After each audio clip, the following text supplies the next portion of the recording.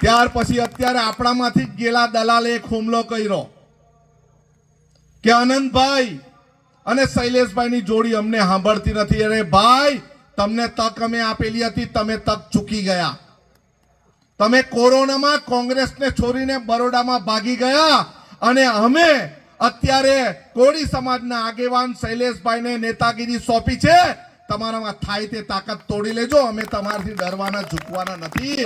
અમારે માત્ર પૈસા જ કમાવાના હતા ને તો અમારી પર લાલ જાજમ બિછાવીને ભાજપ વાળા અમને બોલાવવા તૈયાર છે, પરંતુ અમને પૈસાની જરૂર નથી. અમે અમારા આદિવાસી અધિકારની જરૂર છે.